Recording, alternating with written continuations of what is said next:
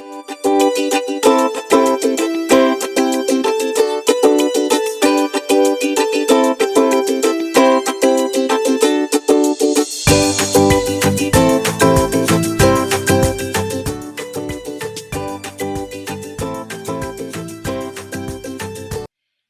everyone, and welcome to The Power of Joyful Reading. My name is Dr. Gina Pepin, and Eric and Litwin and I have some very amazing things to share with you about the power of joyful reading. First of all, I'd like to share with you that we actually published a book with Scholastic last summer during the pandemic, and it was entitled The Power of Joyful Reading: Help Your Young Readers Soar to Success, and I can't wait to tell you more about it. So in the book and throughout the book, you will find different sections that talk about different narratives and about the importance of early foundational skills. And at the end of each of the chapters, you will find the section that I wrote called Let's Talk Teacher to Teacher. And each of these sections provide you with the ability to have some make and takes and some different things that you can use readily available right in your classroom. And I know how essential it is for you right now. It's been a really crazy year. I know it's important to help your students read really well, and most importantly, it's so hopeful. We are so hopeful that we can get our students to become readers and identify themselves as readers. It would be my great honor to work with you on this, because we all know that everyone is a reading teacher, and we would love for everyone to be able to see how easy it is to do this in our classrooms. We start out our presentation with Eric talking about what happened between kindergarten and third grade. And Eric shares this amazing story about that he actually was a third grade teacher, and he was walking down the hallway and he walked past the kindergarten classroom, and the teacher said, "Let's all begin to read," or "Take out a book," or "We're going to do reading now." And yeah, kids were cheering and everybody was so very excited. And he's like, one little boy was hugging his book, and he saw children snuggled up on bean bags and reading together, and they just seemed to embrace the opportunity to read. And then he got down to his third grade classroom and he said kind of the same thing. "Let's take out a book. Everybody, it's time to read." And nobody said anything. It was quiet. And so that's one of the main reasons that he sought out to write books, was to help students become engaged and just truly create interactive experiences, and so that teachers can do these easily in the classroom, because he knows the importance of joyful reading and how it's going to help us as teachers, parents, caregivers, as well as students, being able to just continue to embrace reading like they did when they were in kindergarten.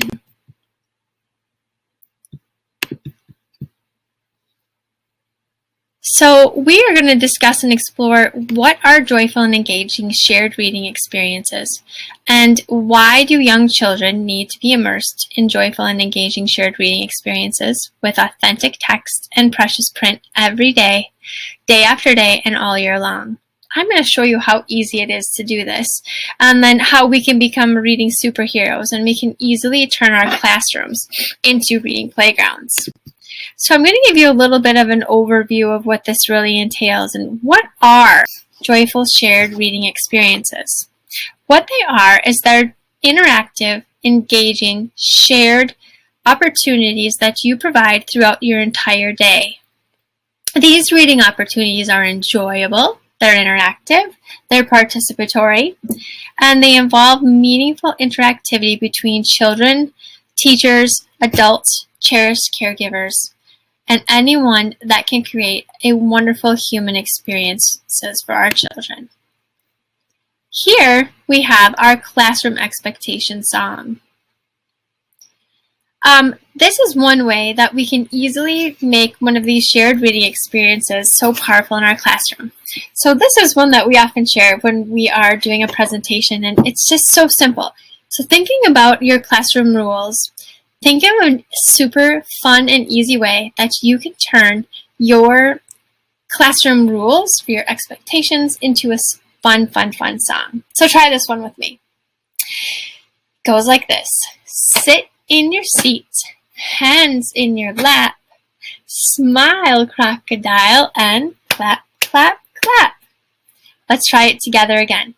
Sit in your seat, hands in your lap, smile, crocodile, and clap, clap, clap. Now just think how simple and easy it is for you to create songs and rhythms and rhymes that you can turn any of your classroom expectations into a really fun, repetitive song.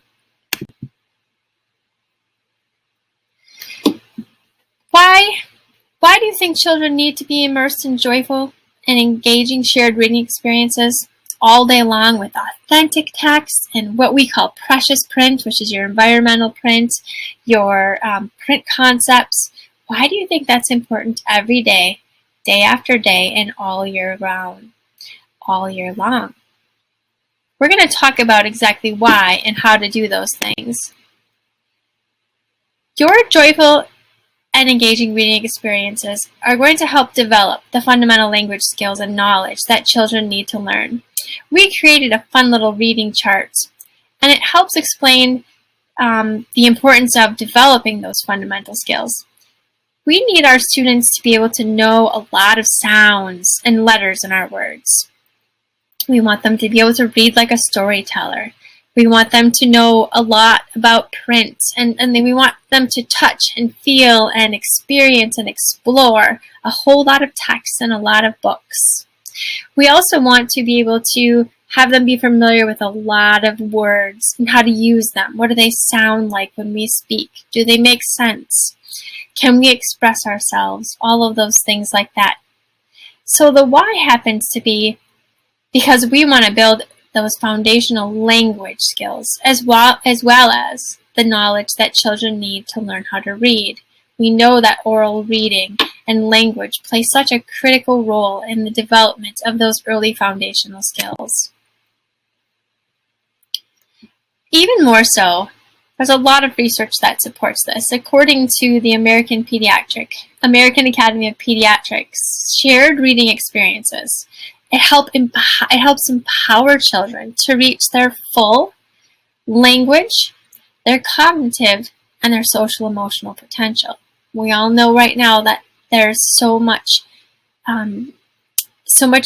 a great need for that social emotional support right now for our students, especially everything that they have gone through, as well as what they possibly may be faced with on a daily basis.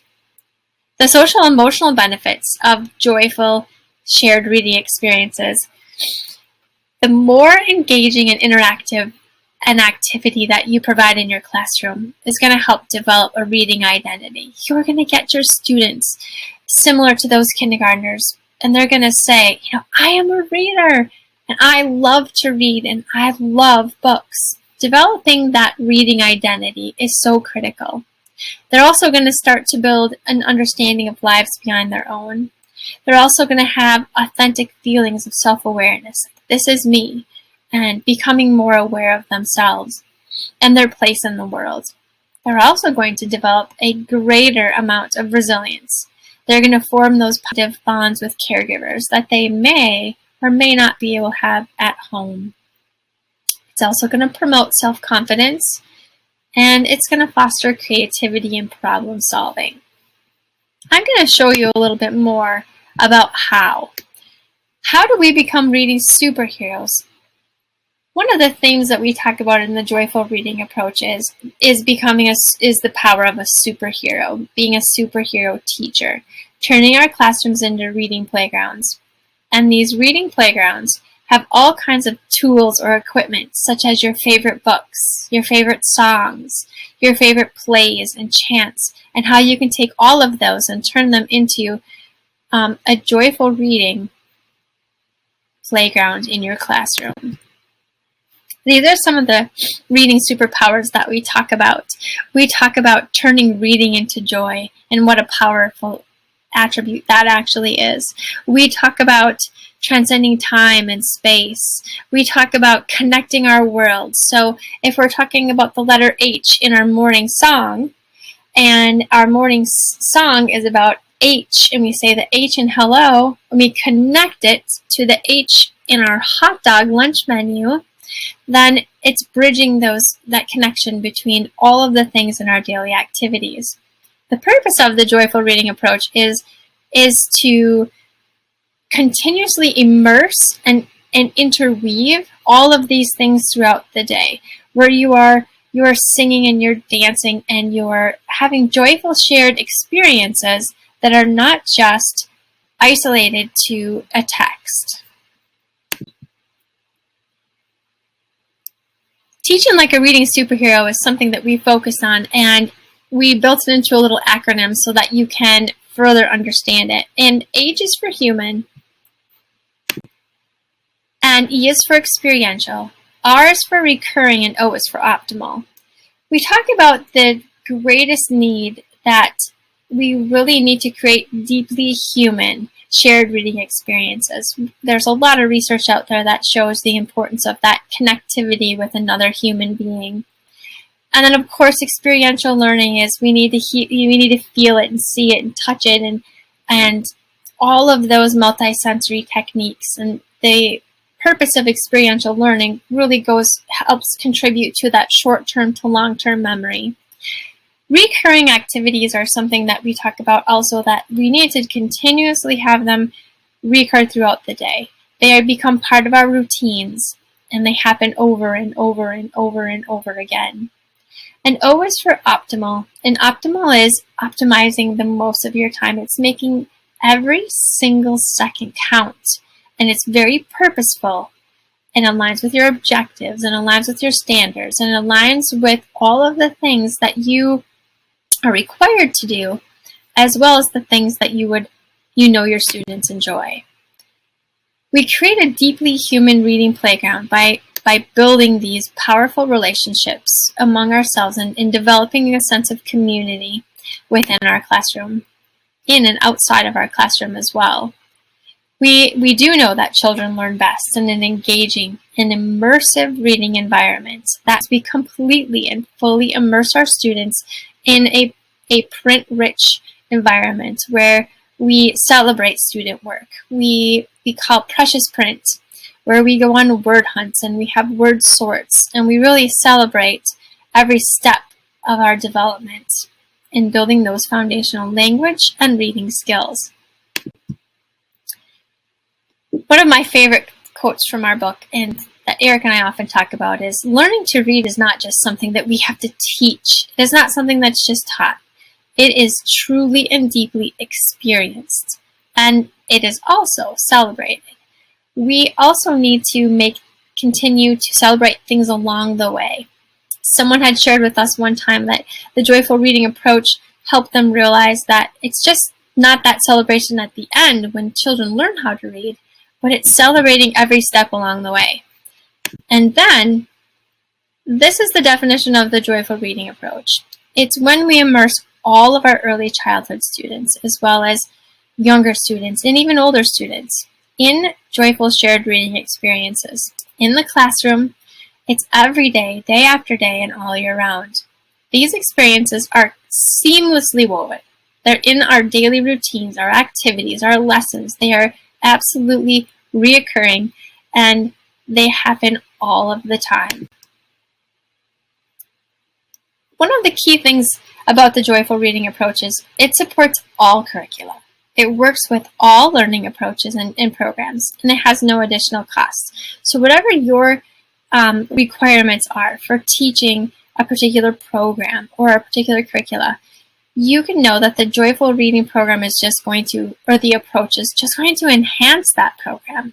It's taking all of the teaching seconds and moments and minutes and making them magnified into something that is so much more. One of the things that I would love to share with you is our classroom callouts. Classroom callouts are something you may already be doing, but they're such a fun way to interact with your students. And it could be for a little bit of behavior management. It could be for building oral language. It could also be for connecting to text. Maybe you just read one of the Pete the Cat books, and so you say to your class, "Did Pete cry?" And they yell, "Goodness, no!" And then everybody knows the next part is where you're going to be listening. Eyes and ears. Everyone is listening. So you can take common things like A, B, C, they echo 1, 2, 3, or you can take actual phrases or texts, or phrases from your favorite texts, and turn them into classroom callouts. This is a fun way to truly just build upon early language, oral language, as well as building those foundational reading skills. We also talk about task cards. We call these brain breaks revisited. And what they entail are, these are built into any time that you need them. Perhaps they're in the middle of a story. Perhaps they're part of your morning meeting. Maybe they're a transition. Maybe they're how you line up. You pull a task card, and then everybody participates in that particular task. So for example, this young lady right here, I pull up a task card that talks about a crab walk. Everybody actually does the crab walk to line up to get ready for lunch. There are so many fun ways that you can incorporate reading and print and multi-sensory approaches. We're still building language, and we're still developing those foundational knowledge and skills that our students need. One of my favorite activities that we have is called the Lyrical lunch menu. We talk about how turning your lunch menu into a song. So for example, today we are having creamy corn, so clap your hands and blow your horn. So you can have the students, making those motions. You can have them develop a little rhythm. Maybe if you have a guitar or a piano, you can add those things in as well. How much more fun is it to actually sing your lunch menu? Such an exciting way to tie in print, oral language, rhythm and rhyme, all kinds of, just so many of those pieces of those foundational skills, as well as connecting it to print. I want to thank you so much for letting me share some of our joyful reading approach, and I hope that some of these things you can take back and use in your classroom. Again, I hope you have a wonderful year, and remember, joyful reading, shared reading experiences are just that easy to do. And so if you create a joyful environment, it will create a joyful opportunity for you to teach, and as well as your students will be able to soar. Thank you, everyone. Thank you so much for joining us. This International Literacy Day, share your love and appreciation of reading with a disadvantaged child who doesn't own a single book. Please visit worldliteracyfoundation.org and donate today. Thank you.